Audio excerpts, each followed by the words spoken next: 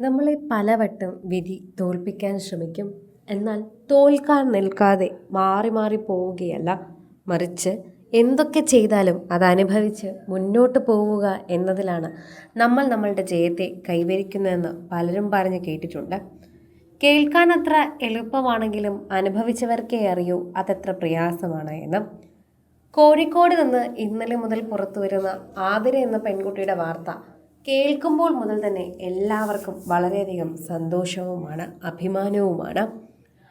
വിധി തോൽപ്പിക്കാൻ ശ്രമിച്ച ആ സ്ഥലത്തു നിന്ന് തന്നെ നിശ്ചയദാർഢ്യം കൊണ്ട് വിജയഗാഥ കൈവരിച്ചിരിക്കുന്ന ഡോക്ടർ ആതിര സുഗതൻ ഓർമ്മകളും ചലനശേഷിയും കവർന്നെടുത്ത വാഹന അപകടത്തിന്റെ ആഘാതങ്ങളെ അതിജീവിച്ച് സിവിൽ സർവീസ് പരീക്ഷയിൽ 483 റാങ്ക് നേടിയാണ് ഈ കോഴിക്കോട്ടുകാരി തൻ്റെ സ്വപ്നം സാക്ഷാത്കരിച്ചത്.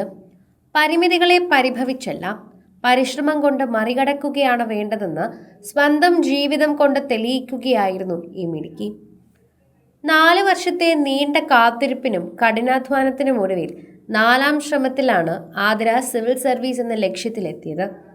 മലയാളം ഓപ്ഷണലായി തിരഞ്ഞെടുത്ത ആതിര മലയാളത്തിലാണ് അഭിമുഖത്തെയും നേരിട്ടത്. 3 തവണ പരാജയപ്പെട്ടപ്പോഴും തളരാതെ മുന്നേറിയതാണ് ആതിരയെ ഈ നേട്ടത്തിൽ അർഹയാക്കിയത്. BDS ബിരുദധാരിയായ ആതിരയുടെ ജീവിതത്തിൽ വലിയ മാറ്റമുണ്ടാക്കിയത് കോവിഡ് കാലത്തെ സന്നദ്ധ സേവനമാണ്. ഭിന്നശേഷിക്കാർക്കായി നടത്തിയ പ്രവർത്തനങ്ങളിൽ വോളണ്ടറി സേവനം ചെയ്തതും ചിത്രശലഭം എന്ന പ്രൊജക്റ്റിൽ പങ്കാളിയായതുമാണ് ആതിരയെ സിവിൽ സർവീസ് എന്ന വലിയ ലക്ഷ്യത്തിലേക്ക് നയിച്ചത്. വെറുമൊരു കരിയർ എന്നതിലുപരി ഒരു സേവന മേഖലയാണ് ആതിര സിവിൽ സർവീസിനെ കാണുന്നത്. പകൽ വെളിച്ചവും രാത്രിയുടെ നിശബ്ദതയും ആതിരയ്ക്ക് പഠനത്തിനുള്ള സമയമായിരുന്നു. ദിവസവും 4 മണിക്കൂർ മാത്രമാണ് ആതിര ഉറങ്ങിയിരുന്നത്. ബാക്കി സമയം മുഴുവൻ ഏകാഗ്രമായ പഠനത്തിനായി നീക്കിവെച്ചു. പഠനമെല്ലാമല്ല, മറ്റൊന്നിനെക്കുറിച്ചും ചിന്തിച്ചിട്ടില്ല. വിട്ടുവീഴ്ചയില്ലാത്ത പരിശ്രമം മാത്രമായിരുന്നു കൈമുതൽ. ആതിരയുടെ വാക്കുകളിൽ ആത്മവിശ്വാസം നിഴലിക്കുന്നു. ഭിന്നശേഷിക്കാരായ വിദ്യാർത്ഥികളെ സമൂഹ മാധ്യമത്തിന്റെ തന്നെ മുൻനിരയിൽ എത്തിക്കുക എന്ന ലക്ഷ്യത്തോടെ ഡോക്ടർ ജോബിൻ എസ് കൊട്ടാരം ആവിഷ്കരിച്ച പ്രൊജക്ട് ചിത്രശലഭം എന്ന പദ്ധതിയാണ് ആതിരയുടെ വിജയത്തിന് നിർണായകമായത്.